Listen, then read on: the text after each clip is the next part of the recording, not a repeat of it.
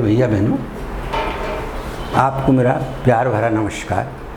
आज मैं समांतर श्रेणी की चर्चा करूंगा। कक्षा 10 में समांतर श्रेणी क्या है, तो इसके चर्चा करने के पूर्व में एक शब्द आता है श्रेणी है। श्रेणी दोनों में देखो अंतर है। ये और ये श्रेणी मैंने लिखा है, सीरीज और ये प्रोग्रेशन। जैसे मैं कुछ लिखूं 2, 7, 11, 15, 17 श्रेणी होगी। पर कभी कभार क्या होता है, ये जो अंक रहते हैं कुछ निश्चित नियम के अनुसार बंधे हुए होते हैं। एक कोई नियम को लेके चलते हैं, उसके अनुसार ये घटते हैं या बढ़ते हैं कुछ समान रूप में। तो मैं वही आज आपको बताने जा रहा हूँ, समांतर श्रेणी क्या है। अर्थमेटिक प्रोग्रेशन या अर्थमेटिक सीरीज, जैसे 2, 5, 8, 11, 14। अब यहाँ देखिए, प्रत्येक पद अपने पूर्व पद से 3 अधिक, 2 और 3 5, 5 और 3 8, 8 और 3 11, 11 और 3 14। आप देख रहे हैं प्रत्येक अंक 3-3 से बढ़ रहा है। ऐसे घटते क्रम में भी हो सकते हैं, जैसे -5, -3, -1, ये 2-2 से बढ़ रहे हैं। ये भी 2-2 से बढ़ रहे हैं। -5 में यदि आप 2 जोड़ें तो आपको क्या मिलता है? -3। -3 में आप 2 जोड़ें तो आपको क्या मिलता है? -1। ठीक। अब -1 में 2 जोड़ें तो आपको 1 मिलता है। 1 में फिर 2 जोड़ें तो 3 मिलता है। 3 में 2 जोड़ें तो 5 मिलता है। ठीक। ये दोनों में पदों जो पद हो रहे हैं क्रमशः बढ़ते जा रहे हैं। आगे और भी अपन लिख सकते हैं 2 जोड़ के 7, ऐसा है ना। कुछ पदों में क्या होता है,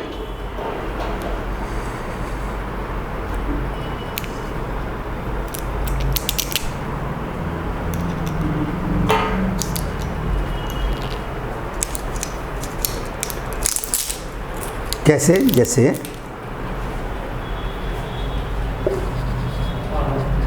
ऑप्शन में कौन सा क्वेश्चन में क्वेश्चन नंबर 25 में दिया गया था, वो हम करेंगे।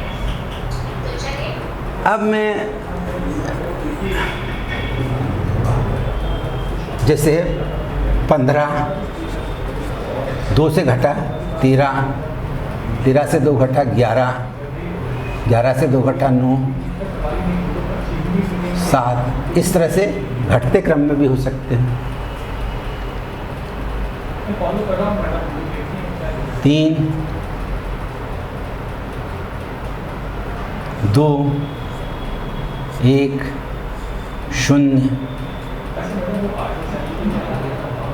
1, 2, 3। अब ये इसको जो मैंने लिखा है, इसमें आपको क्या लग रहा है? ये एक कम होता जा रहा है। एक कम हुआ, एक कम हुआ, एक और कम होगा तो ये क्या होगा? -1। यहाँ आपको बोलना था ये सर -1, और एक कम हुआ है -2, -3। इस तरह से ये अनुक्रम आते हैं। अब यदि मैं कहूँ, ये सब समांतर श्रेणी के उदाहरण हैं। जितने मैंने लिए थे ये सब समांतर श्रेणी के उदाहरण थे। अब मैं कोई इसमें ये पहला पद, ये दूसरा पद, तीसरा, चौथा, 5वां। अब मैं कहूँ इसका 15वां पद क्या है? समांतर श्रेणी का पद निकालना, पद निकालना, समांतर श्रेणी का पद निकालना। अब ये सबको मैंने किससे बढ़ाया, 3 3 से। अब मैं इसका पद निकालना चाहता हूँ, इसका 20वां पद, 20वां पद। क्या करेंगे आप, इनको क्रमशः बढ़ाते बढ़ाते लिखेंगे आप, बढ़ते क्रम में। आपने बढ़ते क्रम में लिखा, यहाँ तक तो लिखा ही है मैंने, 3 3 3 से बढ़ रहे हैं, 2 3 5, 5 3 8, 8 3 11, 11 3 14 के बाद 14 3 17, 17 3 20, 20 3 23, 23 3 26, 26 3 29, 29 3 32, 32 3 35, 35 3 38, 38 3 41, 41 3 44, 44 और 3 47 3 50, 3 53 3 56 3 59। कितने पद हुए गिन लीजिए, 1 2 3 4 5 6 7 8 9 10 11 12 13 14 15 16 17 18 19 20 हो गए 20 पद। 1 2 3 4 5 6 7 8 9 10 11 12 13 14 15 16 17 18 19 20। तो बड़ा लंबा काम होता है। यदि मैंने कहा 120वां पद निकालिए तो आप बार बार जोड़ते जाएंगे। तो इसके लिए एक अपन ने सामान्य सूत्र दिया, समांतर श्रेणी का nवां पद निकालना। अब n का मान कुछ भी हो सकता है अकॉर्डिंग टू नंबर। तो अपना उद्देश्य क्या है, समांतर श्रेणी का, समांतर श्रेणी का 20वां पद ज्ञात कीजिए।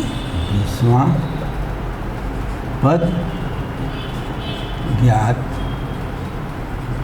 कीजिए। तो इसमें प्रथम पद क्या है श्रेणी का, प्रथम पद फर्स्ट टर्म 2। अब लिखने की परंपरा है आपकी किताबों में, प्रथम पद को टी फॉर टर्म, T1 माने term, first term, T1 short में लिखने पर। आप तो लिखना चालू करें तो ये याद रखें कि संख्या क्या है, संख्या या उसमें आया हुआ संकेत क्या है उसको याद रखने तो संकेत लिखने की आवश्यकता नहीं पड़ेगी। कुछ प्रश्नों में आपको लिखना आवश्यक समझे, किंतु प्रारंभिक स्तर पर आप पूरा ऐसा लिखें प्रथम पद, जिसको हम A से लिखते हैं। सामान्यतः कोई भी प्रथम पद को अपन किससे लिखेंगे, A से। A बराबर 2 या T1 बराबर, यहाँ ऐसा भी लिख सकते हो आप, T1 बराबर प्रथम पद जो कि A कहलाता है, A बराबर 2। या A नहीं लिखेंगे तो अब चूँकि सूत्र है इसलिए अपन सूत्र बनाना चाह रहे हैं, इसलिए अपन ने A लिखा। प्रथम पद A, अब मैं कुछ नहीं लिखते हुए अभी, प्रथम पद A, प्रथम पद A बराबर 2। ठीक। अब सार्व अंतर, कॉमन डिफरेंस, सार्व अंतर, सार्व अंतर धनात्मक है, बढ़ रहा है किससे, 3 से। तो सार्व अंतर को अपन लिखते हैं B से या D से। कुछ राइटरों ने उसको B से लिखा है, कुछ राइटरों ने उसे D से लिखा है। अब अंतर है तो मैं D इसलिए लिख रहा हूँ, D फॉर डिफरेंस। सार्व अंतर को D से, तो कुछ पुराने राइटरों ने इसको B से भी लिखा है, माना हुई चीज़ है अपनी। तो यह सार्व अंतर D +3 या केवल 3। तो nवां पद क्या होता है, तब nवां पद क्या होता है, A प्लस, ये सूत्र है एक तरह से, A plus n-1 into D, ये D का गुणा है। ठीक है, देखिए A प्रथम पद, अब नाम मान रखते हैं, मान रखने पर A बराबर 2, A कितना है 2, प्लस 20वां पद आपको निकालना है, 20 माइनस 1 इंटू D, D कितना है 3, 2 धन 20 में से 1 गया, 19 गुणित 3,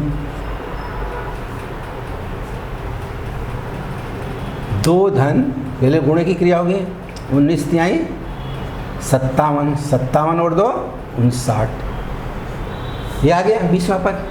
अब यदि मान लो होता है 120वां पद, तो आप कितनी देर लगती है आपको? अब इसको 120वां पद निकालिए इसी का, तो आप क्या करते हैं, एक ही जगह 2, 100 श्रेणी का 120वां पद कितनी जल्दी आ जाता है? देखिए सूत्र से, a प्लस, ये आपका सूत्र है, a plus n-1 into D. a का मान 2 प्लस 120 माइनस 1 गुणित 3, ठीक। a प्लस की जगह प्लस, n की जगह 120वां, ऋण 1 गुणित 2 धन 119 गुणित 3 बराबर 2 धन 3 9 27 के साथ हासिल 2, 3 2 5, 3 एकम 3, 359, 360 में 1 कम, कितना कौन सा पद? 120वां पद। अब अपने 20 लिखे, इसके बाद 100 पद और आपको लिखना है, 100 टर्म्स और लिखेंगे तब ये आपका प्राप्त होगा 359। तो इसमें हमने क्या देखा, किसी श्रेणी का nवां पद, n जहाँ फाइनाइट नंबर है, जो अपन ऐसा इनफाइनाइट बहुत बड़ा नंबर नहीं लेना है अपने को, बड़ा से बड़ा ले सकते हैं पर इतना भी बड़ा नहीं ले कि आपको तकलीफ हो जाए सामान्य। तो ये अपन ने देखा श्रेणी का nवां पद। अब मैं आपको दूं श्रेणी का nवां पद ज्ञात कीजिए। एक श्रेणी दे रहा हूँ, समांतर श्रेणी, क्योंकि इनका जो सार्वअंतर रहता है, इसकी क्या है, सार्वअंतर जो रहता है समान होता है। सार्व माने कॉमन डिफरेंस। और ये निकाला कैसे जाता है, इस बात को अभी अपन ने स्पष्ट नहीं किया है। आप बता सकेंगे सार्वअंतर को कैसे निकाला जाता है? किसी भी पद में से उसके पूर्व पद को घटाकर निकाला जाता है। सार्वअंतर निकालने का तरीका क्या है? कोई भी जो पद है, कोई भी पद है, उसको अपने बाद वाले पद में से घटाकर, या यूँ कहें सार्वअंतर निकालने के लिए पूर्व पद को बाद वाले पद से घटाया जाता है। बाद वाला जो पद है उससे उसको क्या घटाएंगे? पूर्व पद को, पहले वाले पद को। जैसे अब मैं एक और आपके सामने श्रेणी लिखता हूँ। श्रेणी लिखी मैंने, ऋण 12, ऋण 8। ये श्रेणी बढ़ रही है कि घट रही है? बताइए। ऋण 12, ऋण 8, ऋण 4, 0, 4। अब आप देख के कह रहे हैं श्रेणी बढ़ रही, क्योंकि -12 इज लेस देन -8। जो ऋणात्मक संख्या बड़ी दिखती है वो छोटी होती है। ऋणात्मक संख्याओं की जब अपन तुलना करते हैं तो जो बड़ी दिखती है वो क्या होती है? छोटी। और जो छोटी दिखती है वो बड़ी, क्योंकि नंबर लाइन पे अपन ने रूल बनाया था, नंबर लाइन पे जो भी संख्या किसी संख्या के बाईं ओर होती है, लेफ्ट हैंड साइड, वो छोटी मानी जाती है। जो आपने छोटी क्लासों में नंबर लाइन पढ़ा होगा नंबर सिस्टम में। तो जो अपन जब नंबर लाइन बनाते हैं तो इक्वल डिस्टेंस पर, इक्वल इंटरवल पे अपन चिन्हित करते हैं उसे, एरो बना के इस तरह से। तो आपने देखा था यहाँ 0, तो इधर ऋण 1, ऋण 2, ये धन 1, धन 2। तो दाहिनी ओर किसी अंक का, किसी संख्या के दाहिनी ओर की संख्या बढ़ती है, जबकि बाईं ओर की संख्या घटती है। तो ऋण 1 यहाँ से चालू होता है। तो ऋण 1 बड़ा है, ऋण 2 छोटा है। तो जब ऋणात्मक संख्याओं की तुलना हुई तो जो बड़ी संख्या दिख रही है वो छोटी हो जाती है। तो अब इसका मान लो आपको 12वां पद ज्ञात करना है। श्रेणी का, श्रेणी का, श्रेणी कौन सी है? श्रेणी का 12वां मैं छोटा पद इसलिए रहा हूँ कि आप जांच करके इसकी जांच स्वयं कर सकें। सूत्र क्या है, आप पूरा पहले सूत्र लिखें। सूत्र समांतर श्रेणी का, पहले पूरा मैं वर्णन के रूप में लिख देता हूँ। समांतर श्रेणी का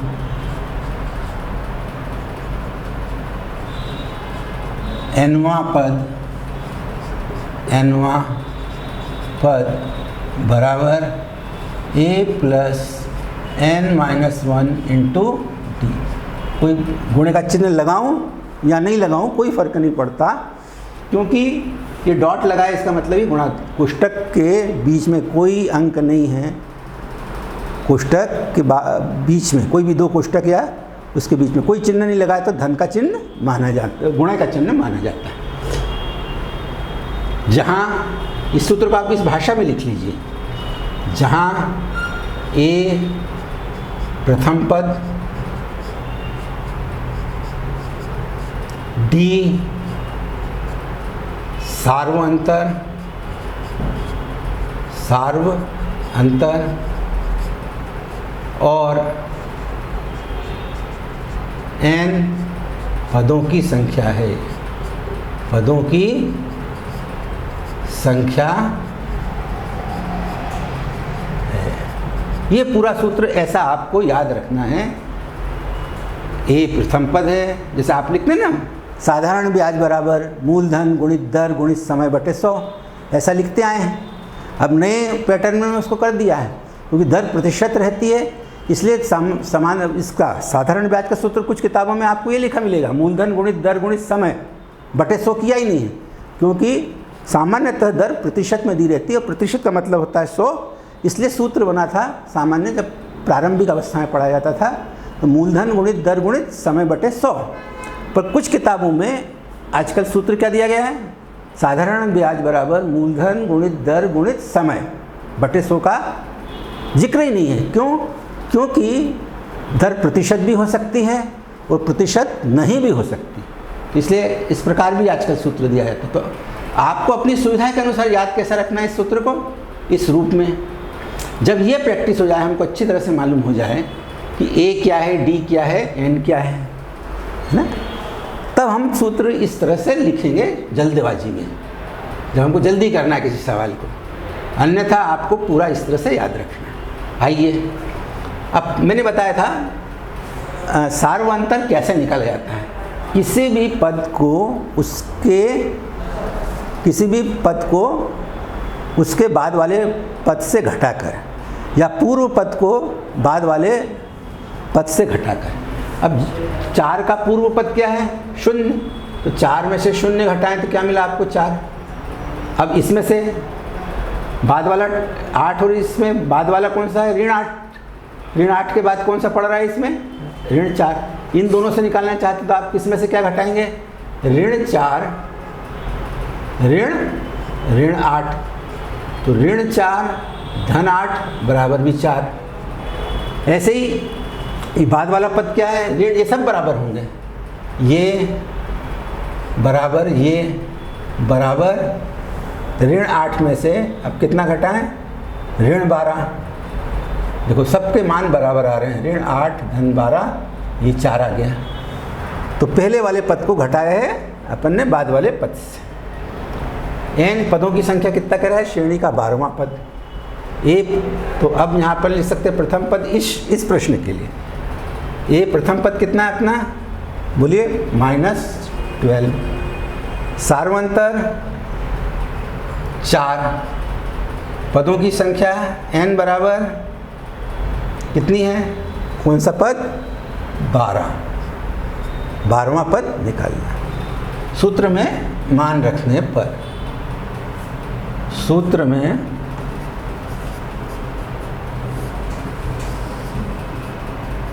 मान रखने पर 12वां पद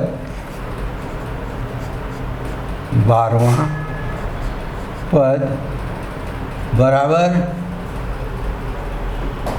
n की जगह क्या है अपना 12।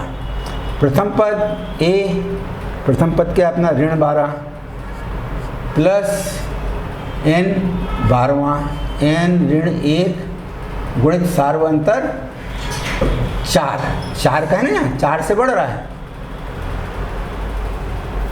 आइए, ऋण 12 धन 11 गुणित 4, 12 धन 44 बराबर 6 और ये 5 56।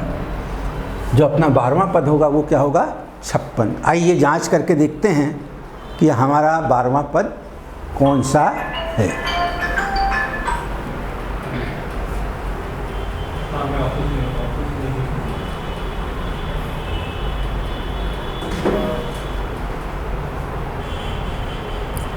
एक पद, दो पद, 3, 4, 5, 4 4 8, 4 से बड़ा 8, 4 12, 12 4 16, 4 20, 20 4 24, 4 28, 28 4 32, 32 4 36, 4 40, 4 44, 4 48, 4 52, 4 56। गिनिए, पहला, दूसरा, तीसरा, चौथा, पाँचवा, छठवां, सातवां, आठवां, नौवां, 10वां, 11वां, 12वां, 13वां, 14वां, 15वां।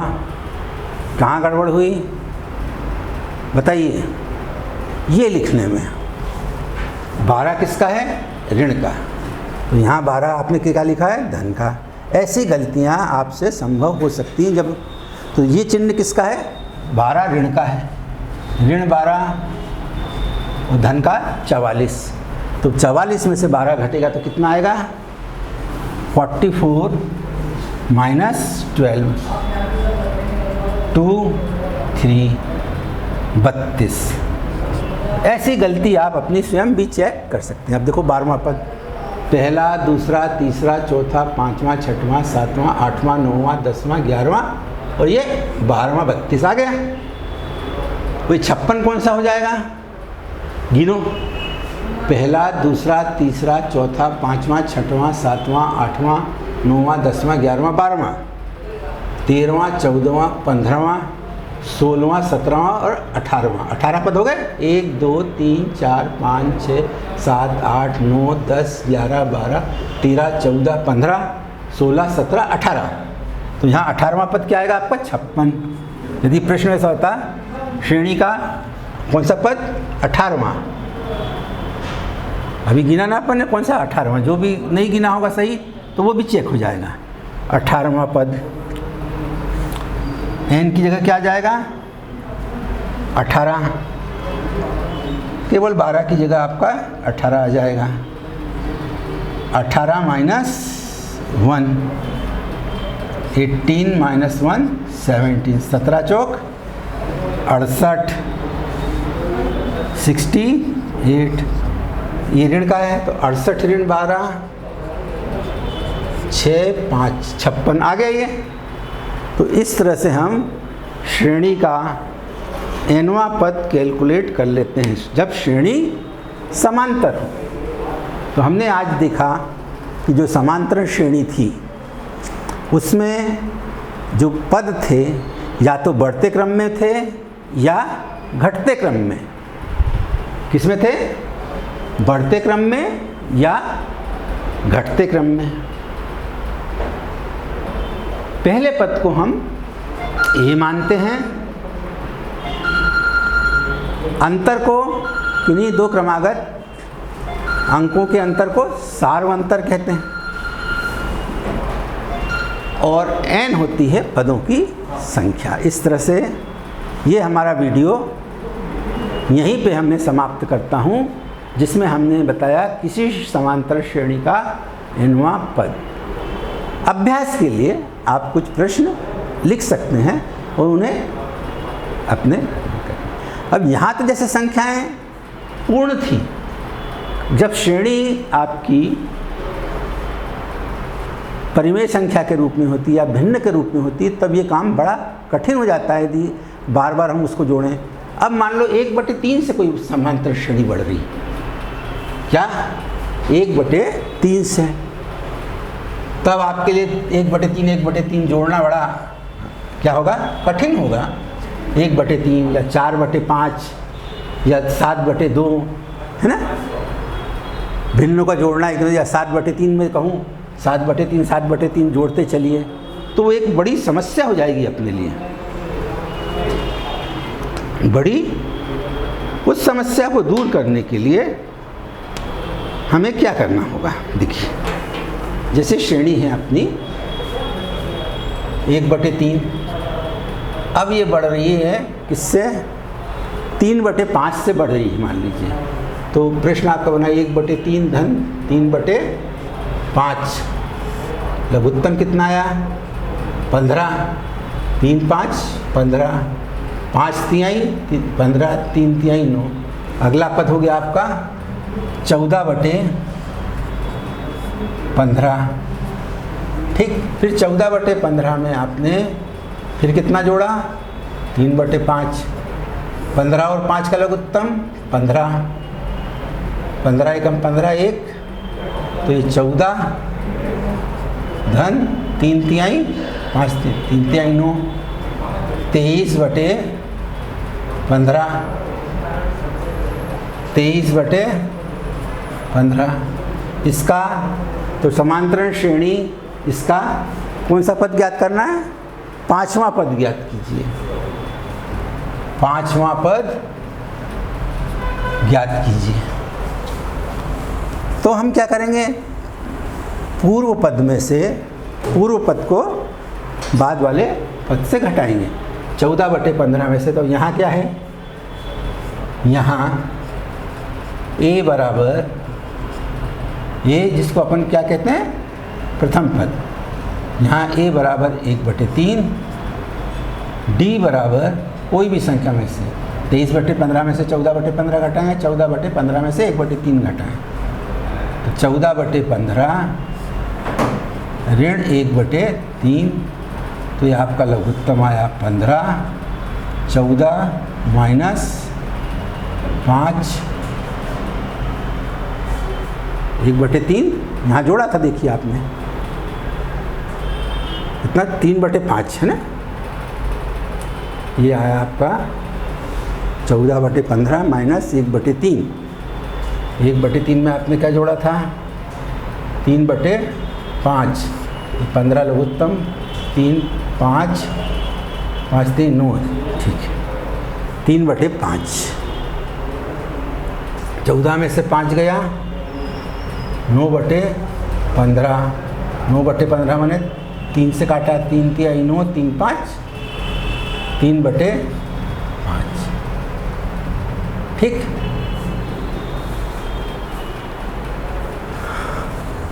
अब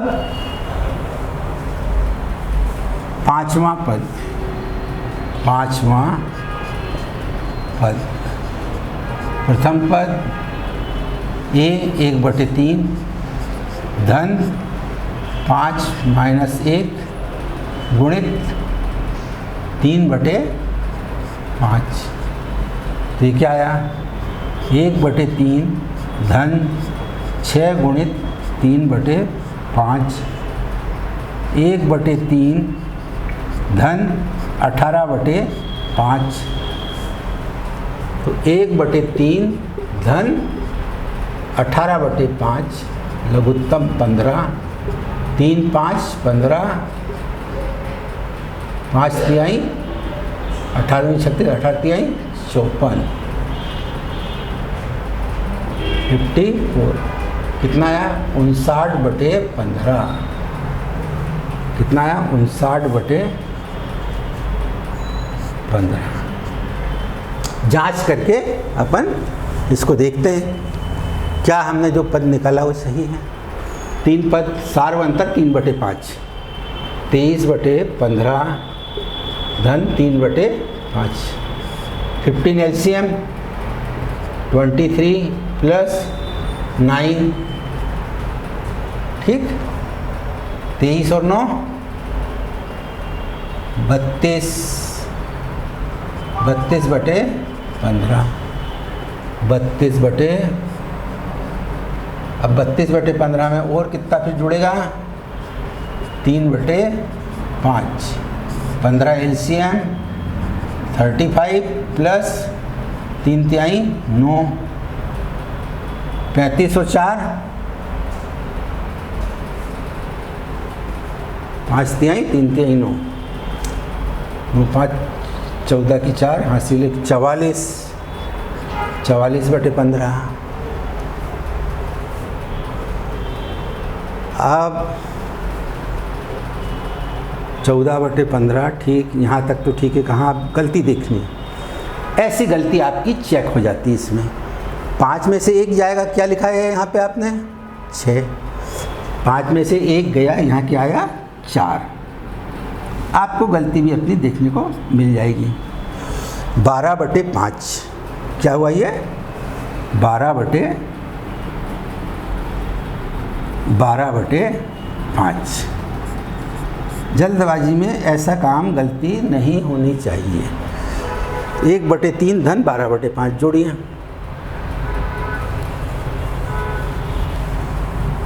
1/3 धन 12/5 लघुत्तम 15, 3 5 15, 3 बार 2 24 बार 3 36, 5 41/15। 1/, अपने को क्या करना था? 1/3 में 12/5 जोड़ना था। ठीक है, 3 5 15, 41/15। अब 32/15 धन सार्वंतर 3/5 15, 32 और 9, 9 2 11 की 1 हासिल 1 41/15। 41/15। फिर ये कौन सा पद है? पहला, दूसरा, तीसरा, चौथा, 5वां। कितना जोड़ने पे आया? 1/3 में 12/15 जोड़ने पर 41/15। 41 और ये भी अपना सामान्य तरह से रिजल्ट भी कितना आया? 41/15। तो इस तरह से आप किसी भी संख्या के लिए योग, किसी भी संख्या का nवां पद ज्ञात कर सकेंगे। धन्यवाद। जय भारत।